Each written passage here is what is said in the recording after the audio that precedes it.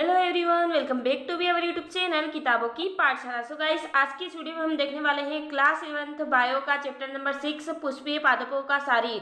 तो चलिए इसके हम ऑब्जेक्टिव क्वेश्चंस देख लेते हैं, जिसका फर्स्ट है पार्श्व कैम्बियम के उदाहरण है। तो ऑप्शन है पुलीय कैम्बियम, अंतरापुलीय कैम्बियम, कार्क कैम्बियम, उपरोक्त सभी। तो ये सभी ही इसके पार्श्व कैम्बियम के उदाहरण है। तो इसका राइट आंसर रहेगा उपरोक्त सभी। फिर हमारा सेकंड है पौधे की जड़ों से जल तथा खनिज लवणों का परिवहन किस ऊतक द्वारा किया जाता है।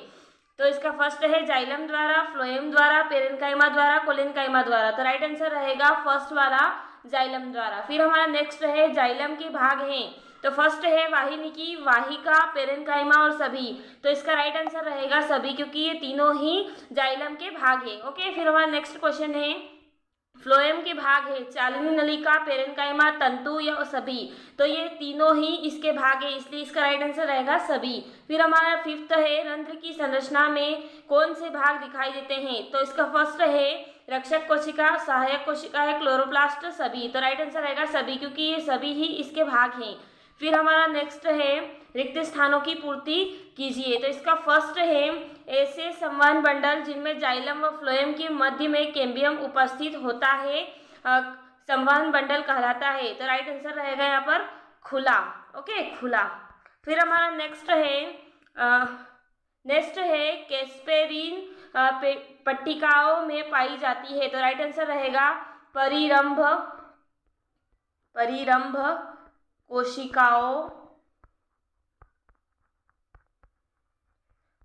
कोशिकाओं में। ओके, फिर हमारा नेक्स्ट देखते हैं। नेक्स्ट है रक्षक कोशिकाओं में पाई जाती है। तो इसका आंसर रहेगा रंध्र, रक्षक कोशिकाओं में रंध्र पाई जाती है। फिर हमारा नेक्स्ट है एक बीजपत्री मूल में व्हील प्रकार के संवहन बंडल पाए जाते हैं। तो यहाँ पर आंसर रहेगा बंध।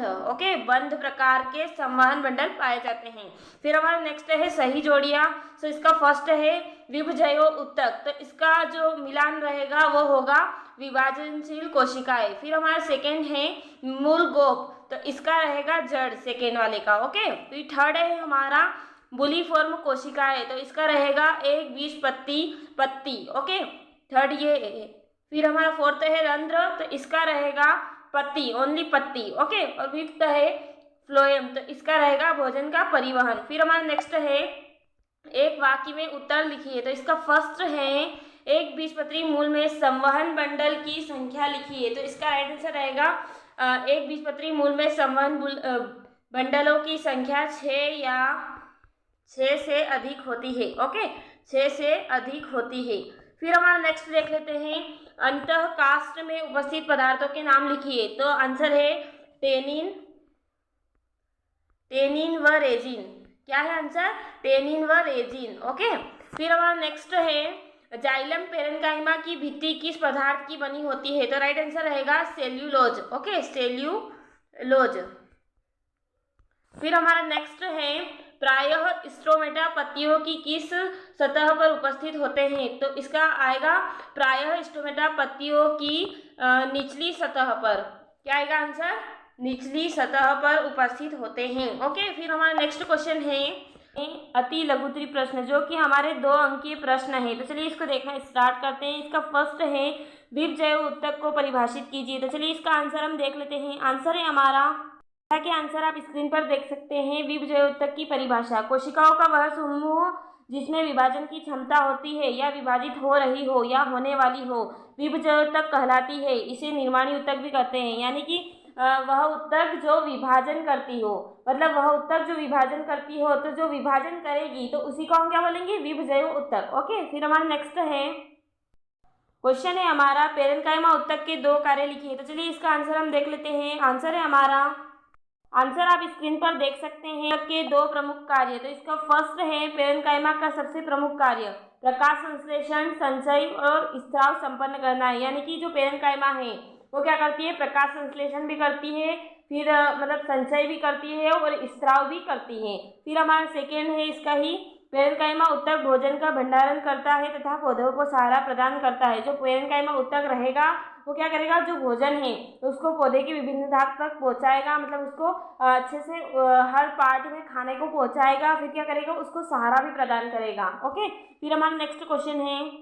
नेक्स्ट क्वेश्चन आप स्क्रीन पर देख सकते हैं। कोलेनकाइमा उत्तक के 2 कार्य लिखिए। तो चलिए इसका आंसर हम देख लेते हैं। आंसर है हमारा, आंसर आप स्क्रीन पर देख सकते हैं। कोलेनकाइमा उत्तक के 2 प्रमुख कार्य। इसका फर्स्ट है, इनका प्रमुख कार्य उत्तक तंत्र में तनन क्षमता बढ़ाना है। फिर सेकंड है, यह पौधे की वृद्धि हो रहे भागों को यांत्रिक सहारा प्रदान करती है, यानी कि जो पौधे अभी अभी वृद्धि कर रहे हैं, यानी कि नाजुक है, मतलब उनकी जो कोशिकाएं हैं वो नाजुक है, उन्हें क्या करती है, ये यांत्रिक सहारा प्रदान करती है। फिर हमारा नेक्स्ट क्वेश्चन है।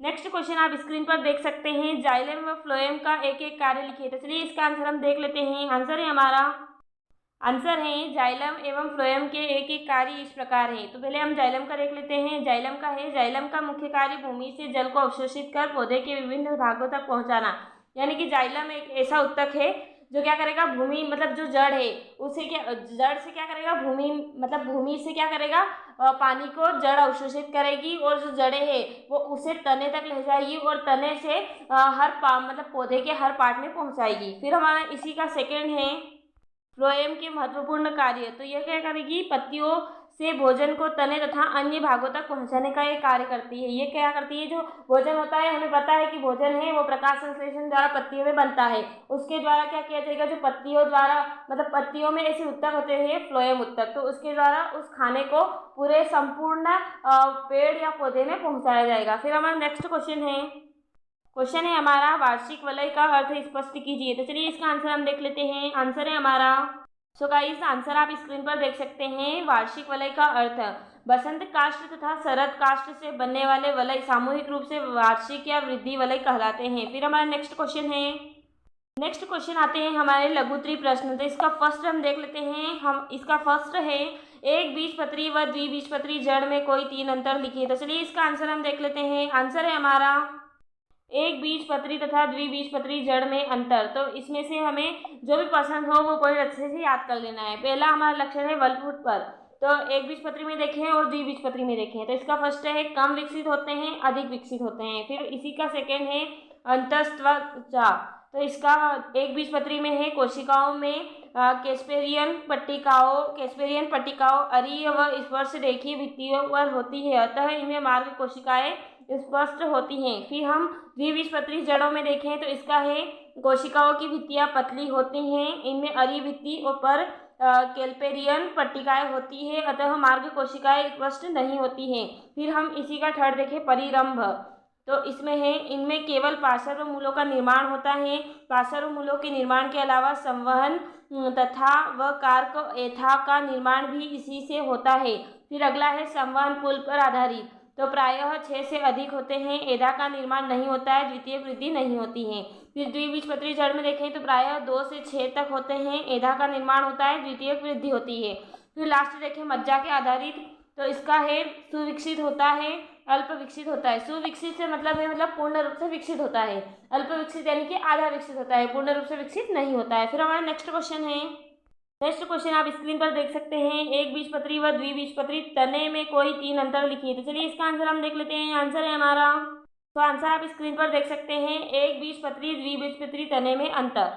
तो इसका फर्स्ट पॉइंट है द्विबीजपत्री तने में, एक बीजपत्री तने में। तो इसका फर्स्ट है, ब्राह्यत्वचा प्रायः बहुकोशिकीय रोम युक्त होते हैं, ब्राह्यत्वचा प्रायः रोम रहित होते हैं। फिर इसी का सेकेंड है, अर्धत्वचा स्थूल कोणतक कोशिकाओं की बनी होती है, अर्धत्वचा दृढ़तक कोशिकाओं की बनी होती है। फिर इसी का थर्ड देखें, अंतर्त्वचा एवं परिरंभ उपस्थित होते हैं, अंतर्त्वचा एवं परिरंभ अनुपस्थित होते हैं। फिर इसका फोर्थ है, संवहन पुल वलय में विन्यस्त होते हैं, संवहन पुल अनियमित रूप से विन्यस्त अथवा भरण उत्तक में बिखरे हुए रहते हैं। तो इसमें से आपको जो भी पॉइंट अच्छे लगे उन्हें अच्छे से याद कर लीजिएगा। मैं आपको सभी अगर बोल के बताऊंगी तो फिर यहाँ पर आपको बहुत ज़्यादा टाइम वेस्ट हो जाएगा, तो इसका आप स्क्रीनशॉट ले लीजिए। फिर हमारा नेक्स्ट क्वेश्चन है, एक बीजपत्री व द्विबीजपत्री पत्ती में कोई 3 अंतर लिखिए। तो चलिए इसका आंसर हम देख लेते हैं। आंसर है हमारा, तो जैसा कि आप आंसर स्क्रीन पर देख सकते हैं, एक बीजपत्री व द्विबीजपत्री पत्तियों में अंतर। तो इसका फर्स्ट पॉइंट है, एक बीजपत्री और द्विबीजपत्री में। ओके, तो इसका फर्स्ट है पत्तियां समद्विपार्श्वी प्रकार की होती हैं। इधर है पत्तियां पृष्ठधारी प्रकार की होती हैं। फिर इसी का सेकंड पॉइंट है इनमें स्टोमेटा ऊपरी और निचली बाह्य त्वचा पर उपस्थित होते हैं। इसी का इधर सेकंड पॉइंट है स्टोमेटा सिर्फ निचली बाह्य त्वचा पर होते हैं। फिर थर्ड है इसी का इनमें मेसोफिल केवल स्पंजी पेरेन्काइमा का बना होता है। इनमें अवकाश बहुत कम और छोटे होते हैं। फिर इधर देखें तो इनका मेसोफिल दो प्रकार की पेरेन्काइमा उत्तकों पेलिसेड एवं स्पंजी का बना होता है। इनके अवकाश बड़े होते हैं। फिर हमारा फोर्थ है बंडल शीट पेरेन्काइमा कोशिकाओं की बनी होती हैं तथा ऊपर नीचे स्क्लेरेन्काइमा सिरों पर पाया जाता है। फिर इधर देखें तो इनकी बंडल शीट पेरेन्काइमा कोशिकाओं की बनी ही होती हैं। फिर फिफ्थ है बाह्य त्वचा पर बुनिफॉर्म कोशिकाएं उपस्थित होती हैं। बुनिफॉर्म कोशिकाएं अनुपस्थित होती हैं। फिर हमारा नेक्स्ट क्वेश्चन है हमारा रंध्र की संरचना का नामांकित चित्र बनाइए। तो चलिए इसका आंसर हम देख लेते हैं। आंसर है हमारा आंसर आप स्क्रीन पर देख सकते हैं रंध्र की संरचना का नामांकित चित्र। तो इसका चित्र आप अच्छे से देख लीजिए और स्क्रीनशॉट ले लीजिए पहले तो आपको बनाने में आसानी होगी। तो आप यहाँ पर सभी स्ट्रक्चर देख सकते हैं। इपिडेर्मल सेल्स है, यहाँ पर ये रंध्र है। ओके, यहाँ पर ये छोटे छोटे रंध्र बताए गए हैं। फिर यहाँ पर है सब्सिडरी सेल्स, स्ट्रोमा, न्यूरियल, chloroplast, ground cells, stomal pair, ये सभी कुछ यहाँ पर स्ट्रक्चर बताया गया है पत्ती में किस प्रकार से रंध्र पाए जाते हैं। फिर हमारा नेक्स्ट है हमारा द्वितीयक वृद्धि से आप क्या समझते हैं। तो चलिए इसका आंसर हम देख लेते हैं। आंसर है हमारा आंसर आप स्क्रीन पर देख सकते हैं। द्वितीयक वृद्धि कैम्बियम तथा कारक कैम्बियम की क्रियाशीलता के कारण स्तंभ के अंदर तथा बाहर द्वितीयक उत्तकों का निर्माण होता है, जिसके फलस्वरूप जड़ और तने की मोटाई में वृद्धि हो जाती है। इसे ही द्वितीयक वृद्धि कहते हैं। फिर हमारा नेक्स्ट क्वेश्चन है खुले व बंद संवहन तंत्र में अंतर स्पष्ट कीजिए। तो चलिए इसका आंसर हम देख लेते हैं। आंसर है हमारा खुले संवहन मंडल व बंद संवहन मंडल में अंतर। तो इसका फर्स्ट पॉइंट देख लेते हैं। इसका फर्स्ट पॉइंट आप देख सकते हैं खुला संवहन मंडल और बंद संवहन मंडल। तो इसका फर्स्ट है इन संवहन पुलों में जाइलम एवं फ्लोएम के बीच कैम्बियम की पतली पट्टी होती है। इधर देखें तो कैम्बियम अनुपस्थित होता है। फिर खुले संवहन मंडल में हम देखें सेकेंड तो है कैम्बियम की सक्रियता से द्वितीयक जाइलम एवं द्वितीयक फ्लोएम बनते हैं। कैम्बियम की अनुपस्थिति के कारण में द्वितीयक जाइलम एवं फ्लोएम नहीं बनते हैं। फिर इसी का थर्ड है द्वितीयक जाइलम बनने के पश्चात प्राथमिक फ्लोएम पूर्णतः खंडित यानी कि क्रच हो जाता है। फिर इधर है प्राथमिक फ्लोएम खंडित नहीं होता है। खुले में देखें तो जाइलम एवं फ्लोएम सीधे संपर्क में नहीं होते हैं। बंद में देखें तो जाइलम एवं फ्लोएम सीधे संपर्क में होते हैं। फिर हमारा फिफ्थ है खुला संवहन पुल द्विबीजपत्री पत्री एवं जिम्नोस्पर्म के तनों में पाया जाता है। बंद संवहन पुल एक बीजपत्रियों के तनों में पाया जाता है। सो आपको यह वीडियो कैसा लगा प्लीज़ हमें कमेंट बॉक्स में बताएं।